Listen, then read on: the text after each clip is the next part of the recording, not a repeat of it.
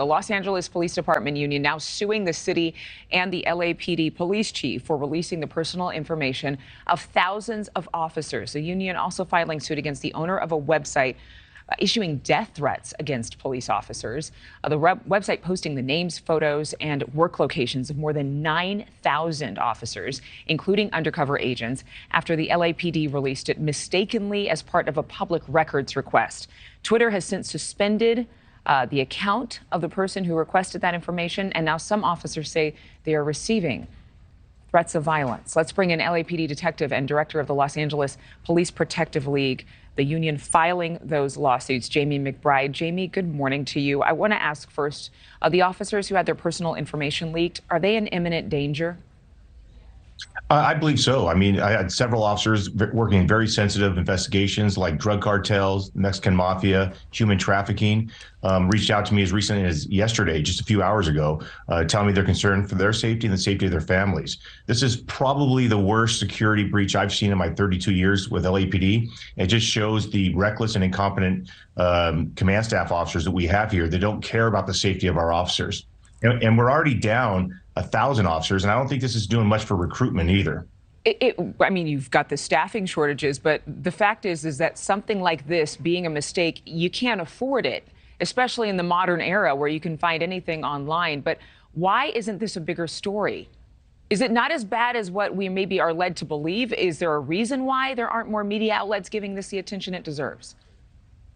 I think it's just because of the other incidents going on right now at the same time. You know, it's going on in Nashville, and of course the hurricanes and everything else that's going on. I think that's why it got pushed to the side. But this is a very scary situation here in Los Angeles. Not only have the officers fear for their safety now that their photos are released, but also let's think about their informants. I've been told that some of the informants out there that are working with undercover officers fear for their safety now because, you know, they've introduced undercover officers into certain operations and now they're going to be exposed as well. Wow. This is something that could have been challenged in court.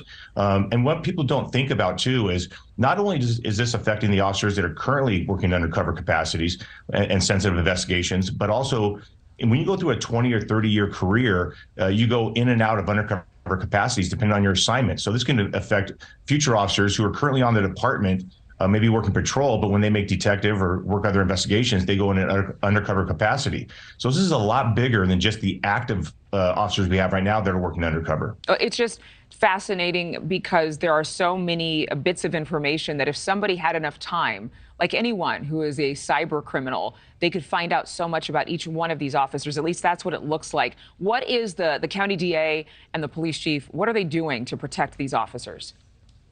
The DA is doing absolutely nothing. He's not a fan of law enforcement to start with. Our chief said this was a mistake. Well, this was not a mistake, chief. This is something that is reckless.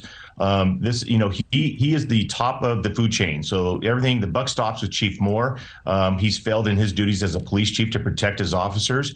Again, I have two daughters also in the Los Angeles Police Department, and this nut job who put on this killer cop website on Twitter. You know, he's offering $2,000 for a female to shoot a female officer in the head, and $2,000 to shoot detectives in the head, and $1,000 to shoot male officers. So this is something that's pretty big. And our chief really, he said he was sorry. That's not good enough, chief. You need to do something to protect our officers now. What that is, I don't know, because we have never seen this level of incompetence on the Los Angeles Police Department of releasing this much information and photos of officers. What do you say to those who are questioning, though, your concern? I mean, you're suing the LA police chief, the city of Los Angeles, and the owner of that killer cop website.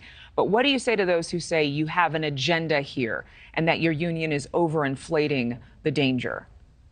There's no agenda here. This is common sense.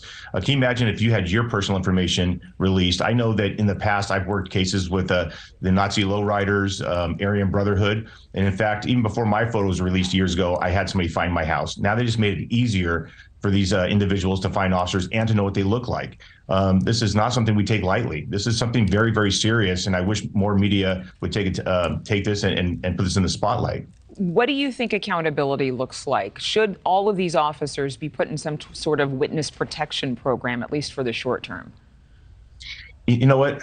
I don't know what the answer is. We have never seen this level before of a security breach. Thank you for watching. Go to newsnationnow.com to find NewsNation on your television provider. And don't forget to click the red subscribe button below to get more of NewsNation's fact-driven, unbiased coverage.